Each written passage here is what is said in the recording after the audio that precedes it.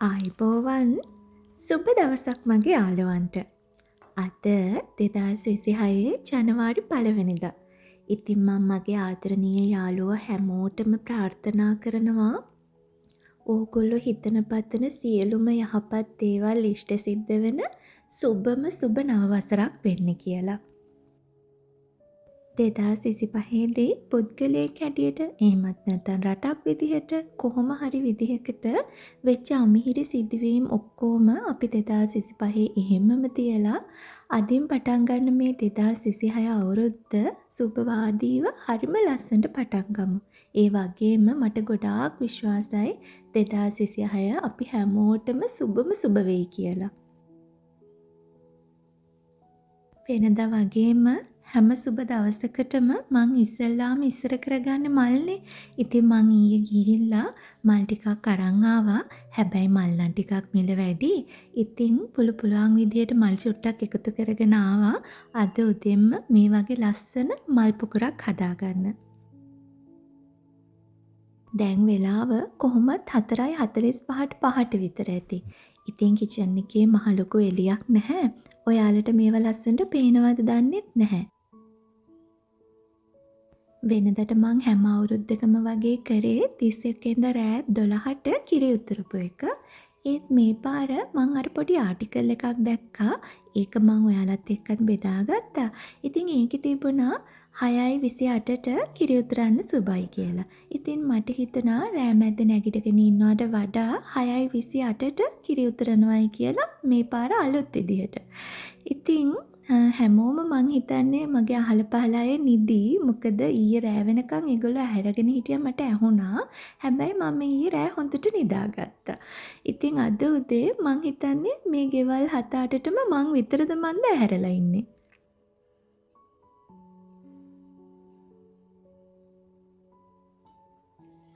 කිරි උතුරන්න තව චුට්ටක් වෙලා තියෙන නිසා මට හිතුණා ඒ වෙලාව එනකන් කිරිබත් එක හදන්න ගන්න. මොකද බුදුහාමුදුරුවන්ට බුද්ධ පූජාව තියාගන්නත් හැබැයි. ඉතින් අද කිරිබත් තමයි පූජා කරන්නේ. ඉතින් මන් දන්නේ සම්පූර්ණම කිරිබත් එක හදාගන්න වෙලා තියෙයිද කියලා. කොහොම වුණත් නැකත් වෙලාව එනකම් මේ වැඩ ටික කරගෙන යනවා.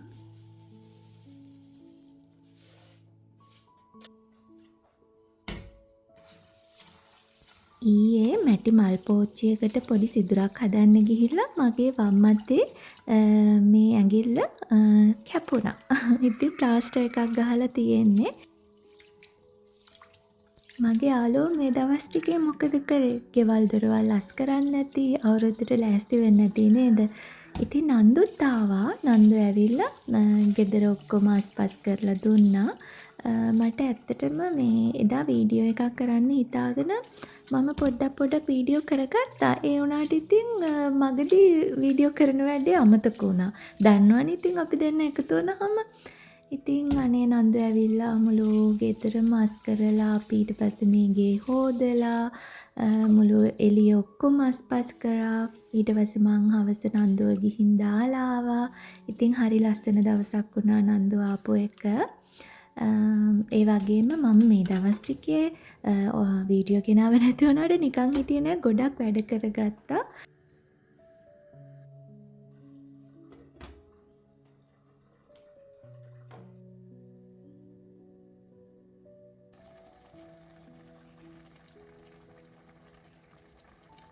බත් එක ඉදීගෙන එන්නේ. ඒ වගේම දැන් 6ට විතර ඇති 5:55ට 6ට විතර වගේ ඇති. ඉතින් තව විනාඩි 30කින් විතර කොහොමත් කිරි උතුරන්නත් හැබැයි. ඒ නිසා මං හිතුවා කිරි උතුරන තැන ලෑස්ති කරගන්න ඕනේ කියලා.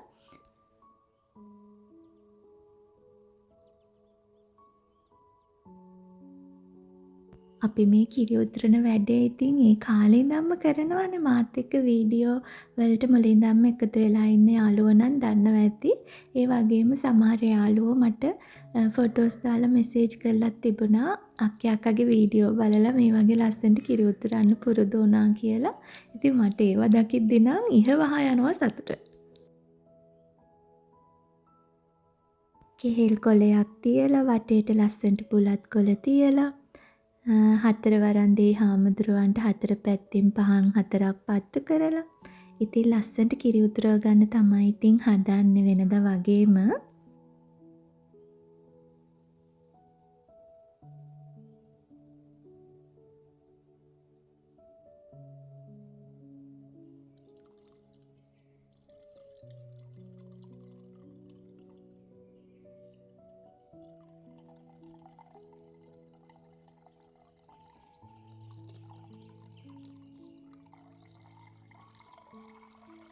මං යාළුවන්ටත් දාලා තිබුණේ මම කිව්වේ මේ පාර ආටිකල් එකක් බැලුවයි කියලා.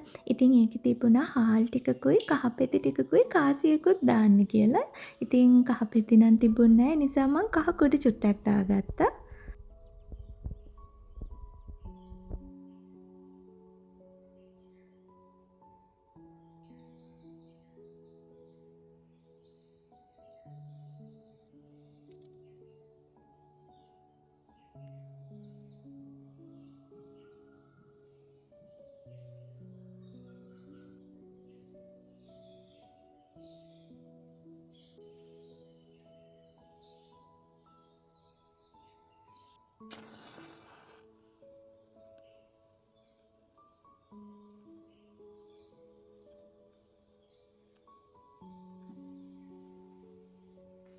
මට හැමතිස්සෙම හිතෙන දෙයක් තමයි මේවා කොච්චර ලස්සන චාරිත්‍රද කියලා. මේ දේවල් කරනකොට අපිට හැමදේම අලුතෙන් පටන් ගන්න හිතෙනවා.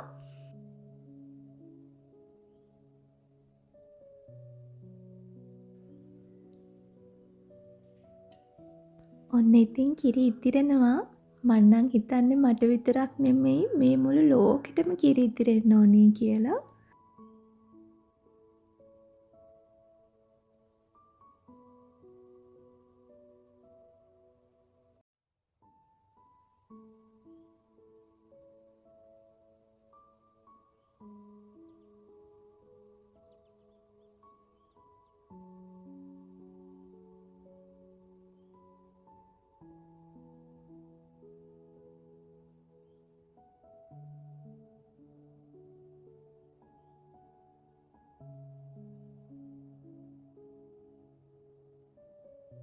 ඉතුරුණු කිරි මුට්ටියට හාල් චුට්ටක්, තල, මුං, මෑ, ලුණු ටිකක් එහෙම දාලා හොඳට කවලම් කරලා මුළු ගේ වටේට මිහින්නයි තියෙන්නේ. ඒක තිබුණෙත් අර මං ඕගොල්ලත් එක්ක ෂෙයා කරගත්ත ආටිකල් එකේ.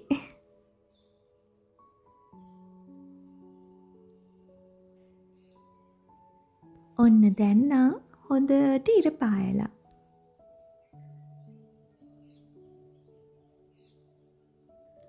බත් එක තැම්බුණාට කිරි ටික දාගන්න බැරි වුණානේ.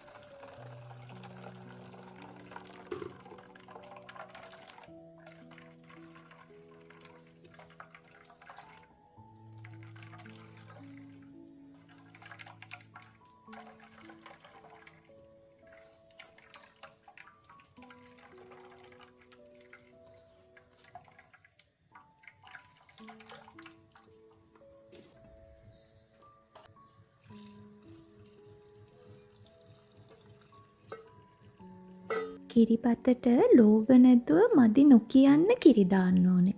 එතකොට තමයි කිරිබතේ නියම රස තියෙන්නේ.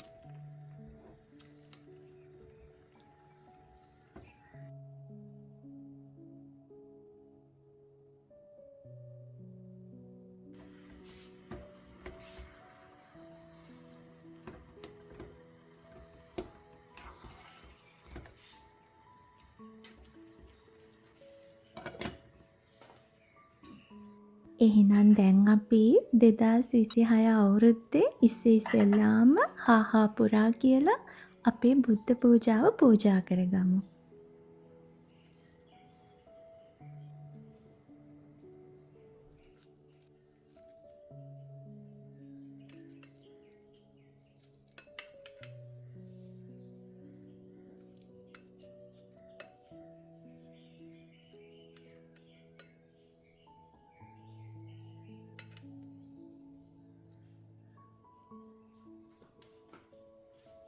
අද මම කිරි ආහාරයකට කිතුල් හකුරු කෑල්ලකුයි මී පැණි තමයි එකතු කරගන්නේ.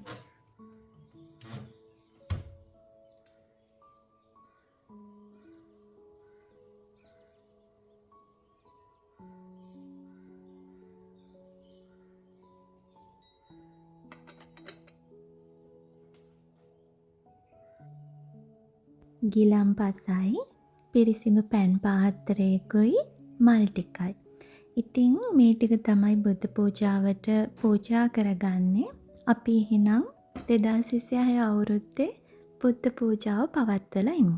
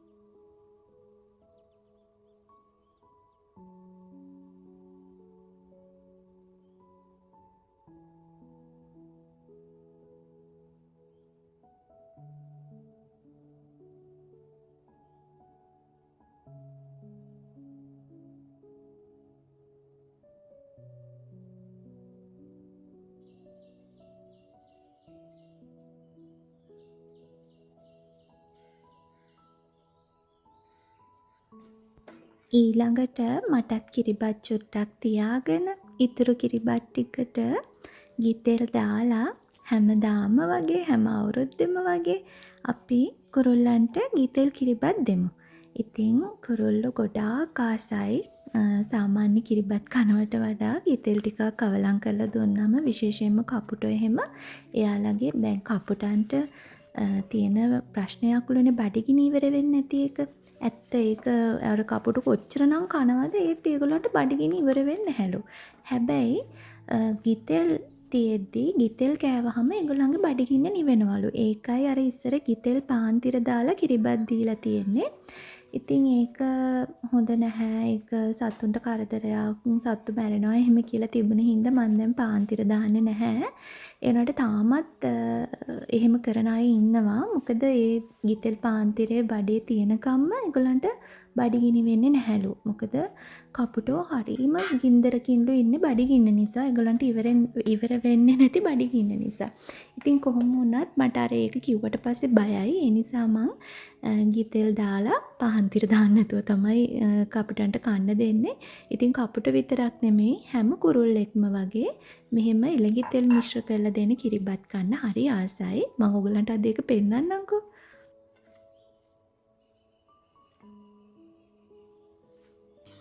කුරුල්ලන්ට දෙන ලෑල්ල අලුත් කරා. මන් දන්නේ නැහැ ඒක ඔයගොල්ලොත් එක්ක මං කලින් බෙදාගත්තද කියලා. මොකද මැටි හට්ටියක් මැටි නිකම් ප්ලේට් එකක් වගේ තමයි තියලා තිබ්බේ. හැමදාම ඒක පෙරලා ගන්නවා කැඩෙනවා. ඉතින් හැමදාම ওই වැඩේ කරන්න බැහැනේ. මම ප්ලාස්ටික් ඒවා වල දෙන්න කැමති නැහැ. මොකද මේ අර ගොඩාක් අවුව වැටෙනවා එතනට. එතකොට ඒක රත් වෙලා අර බත් දැම්මත් බතුත් වේලෙනවා. ඒ නිසා ඉතින් මං අයින් කරන මේ වගේ ලී ට්‍රේ එකක් තිබුණා. ඒකට තමයි කිරිබත් දෙන්නේ දැන්. සතුන්ට උනත් පිළිවෙලට ලස්සනට පිරිසිදුවට කැම ටික දෙන්න ඕනේ. එතකොට තමයි පින වැඩි ඒකේ.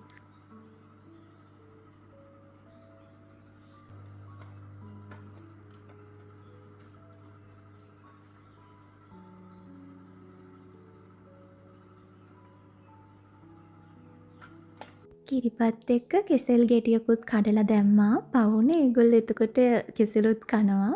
මං හරි ආසයි මේ සත්තු එහෙම කනවා බලාගෙන ඉන්න. ඉතින් ඒගොල්ලන්ට මේ විදිහට කෑම තියලා මම බිම වාඩි වෙලා බලාගෙන ඉන්නවා ඒගොල්ලෝ කන්න එනකම්. ඉතින් අද හැම තැනම වගේ කෑම දාලා ඇති. හැබැයි අනිවාර්යෙන්ම ඒගොල්ලෝ මෙතනට එනවමයි. ඉතින් ඒ වෙනකම් මම පටන් ගත්තා මම කන්න. මොකද උදේම නැගිටලා හින්දා මේ බඩගින්න වැඩි. කෑම මේසයක් කියලා එහෙම ලෑස්ති කරේ නැහැ. පොඩ්ඩක් කන එකත් අඩු කරලා තියෙන්නේ. ඉතින් කිරිබත් පොඩි කෑල්ලකුයි කෙසෙල් එකකුයි දැනට කනවා. හිමීට පස්සේ ওই කිරිබත් එක්කම ඉවර වෙනකන් ඉතින් අද දවල්ටත් උයන්නේ නැහැ ඇත්තටම. ඕකම තමයි කන්නේ. ඉතින් කැවිලි එහෙම මොනවත් හැදුවෙත් නැහැ. මං හිතුවා ඉතින් අලුත් අවුරුද්දක් දැන් ආයෙ එනවනේ මාස 4කින්. එතකොට මොන හරි හදනවා. මේ දැන් ඉතින් මෙහෙම කනවා කියලා. ඇත්තටම මේ කිරිබත් කවුද දන්නේ නේ හොයාගත්තේ පුදුම තරම් රසයිනේ. ලුණු මිරිස් එක්ක රසයි, කෙසෙල් එක්ක රසයි, සීනි එක්කත් රසයි. ඕන් ඇවිල්ලා ඔන්න බලන්න එයත් කාලා තව අරගෙනත් යනවා. ඔන්න ඕකනේ කරන්න බැරි. ඉතින් මේ මට හරි ආසයි. හැබැයි වැඩේ කියන්නේ අපි ඉස්සෙල්ලාම දාලා එහෙම නැහැ ඒගොල්ලෝ පුරුදු වෙන්න ඕනේ එතනට. ඒ නිසා හැම දවසකම සතුන්ට කැම දාන්න පුරුදු වෙන්න. එතකොට හැමදාම නැත්තම් අර එළඟි තෙල් අර සමහර අය අර ග්‍රහාපල වලටත් කරනවානේ. එතකොට ඉතින් කාක්කෝ එන්නේ නැහැ ඉතින්. අර හැමදාම කැම දාලා පුරුදු වෙච්ච තැනකට අනිවාර්යෙන් ඒගොල්ලෝ එනවා. ඉතින් ඒක දිහත් බලන් ඉඳලා දැන් මම පටන් ගත්ත කිරි එක හොඳට නිවිලා තියෙන්නේ. මම වැඩි චුට්ටක් මේ කිරි ඉහින්න කැමති නැහැ. මොකද කූඹි එනවා, ඒ ප්‍රශ්න තියෙනවා. ඉතින් චුට්ටක් ඉතින් අර චාරිත්‍රයට කරන්න ඕනනේ. ඒ නිසා ඉතින් මම පොඩ්ඩක් ගේ වටේ ඉහිනවා. ඊට පස්සේ මම අද දවසට එහෙම විශේෂ කියලා මුකුත් කරන්නේ නැහැ. එහෙම නෙමෙයි එන්නකො චුට්ටක් මගේ මල් ටික බලන්න. ඔයාලට මතකද මම මෙතන පුංචි මල් ගොමුවක් හැදුවානේ. මෙතන හරීම පුංචි ඉඩක් තියෙන්නේ. හැබැයි මං එක එක જાති පුංචි පුංචි පැලගෙනල්ලා මෙතන හිටෙව්වා. දැන් ඔන්න ඒව ටික ටික ලොකු වෙලා මලුත් දෙනවා. ඉතින් හරි ආසයි. තියෙන පුංචිම පුංචි ඉඩක් මට. ඉතින් ඒ වුණාට ඒ ඉඩේ මං කැමති විදිහේ මල් ලස්සනට පිපිලා තියෙනකොට හරි ආසයි. ඔන්න වැටකොළු එකකුත් දෙනවා. මම වැටකොළු වල අයින් කරන්න කියලා හිතුවේ. ඒ වුණාට ඒක යාට ඇහිලාද දන්නේ නැහැ වැටකොළු වෙනවා. ඉතින් නයි මිරිසුත් හොඳට තියෙනවා. මේ දවස්වල කොරටුව නම් කප්පාදු කරලා තියෙන්නේ. ඉතින් ඒ කියන්නේ පරණ පැල අයින් කරලා බණ්ඩක්කවල හිම මං ඒක කරලා නෑ කලින්. ගහ කැපුවා. මොකද උඩට ගිහිල්ලා ඒ නිසා මං ගහ කැපුවා. ඉතින් දැන් මෙහෙම හැදිලා තියෙනවා මේ වෑනුත් එයිද දන්නේ නැහැ. ගෝවා ගහ මේ අර ගෝවා එක නෙමෙයි. ඒ ගෝවා එක කාලත් ඉවරයි අනේ මට ඒක ඔයාලට පෙන්වන්න බැරි වුණා. ඒ ගෝවා එක කාලා මේ ඊට පස්සේ මං එතනින් තව ගෝවා පැලයක් හිටෙව්වා. ඉතින් අමු මිරිස් පලා වර්ග ඒ වගේ දේවල් තමයි තියෙන්නේ මේ දවස්වල. ඉතින් අලුතෙන් පැල දැම්මා මම කරවිල එතකොට පතෝල වගේ දේවල් බලමු කොරටුවේ වැඩ ටික. ඒ කියන්නේ මේ ඔයගලන්ට පේනවානේ කප්පාදු වෙලා තියෙන්නේ. මං ඉස්සරහට ඔයගලොත් එක්ක වීඩියෝ වලින් බෙදා ගන්නම්. අද දවස නොදැනීම කාලයේ ගියා මේ හවස 4ට විතර. ඉතින් අලුත් අවුරුද්දට කේක් කෑල්ලක් නොකා බෑනේ. ඉතින් ගෙනාපු කේක් කෑල්ලක් තිබුණා. ඒකත් එක්ක රසම රස කිරිත එකක් හදාගෙන බොන්න ඕනේ කියලා හිතුවා. හවසට අද පන්සල් යන්නත් තියෙනවානේ. ලස්සනයිද මගේ මේ පාර මග් එක? මේක තමයි අලුත් අවුරුද්දට ගත්ත ලස්සන මග් එක. හරිම ලස්සනයි. මම මේක ගත්තේ නික්නැක් එකෙන්ද කොහෙද? මට මතක නෑ. කොහොම හරි දෙකම 2000 ගාණක් වුණා. ඉතින් ටික දවසක් පාවිච්චි කරයි. මං කොහොමත් මග් මාරු කරනවානේ ආසයි මං මග්ස් වලට. ඉතින් කොහොම හරි හවස් අරෝ ওই විදිහට ගෙවිලා දැන් මේ ලෑස්ති වෙන්නේ පන්සල් යන්න.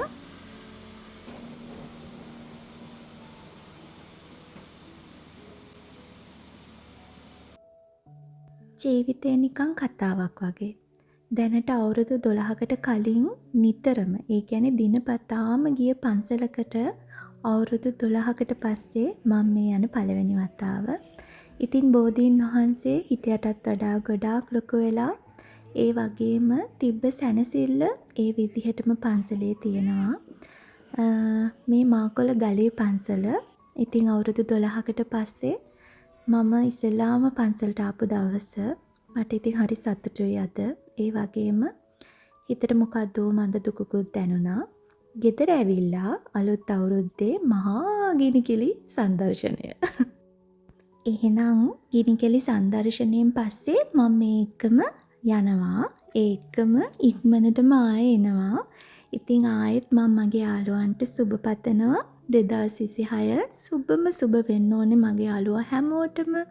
ඔයාලා හිතන පතන හැම දේම ඉෂ්ට සිද්ධ වෙන වාසනාවන්ත සුබ නව වසරක් වෙන්න ඕනේ කියලා.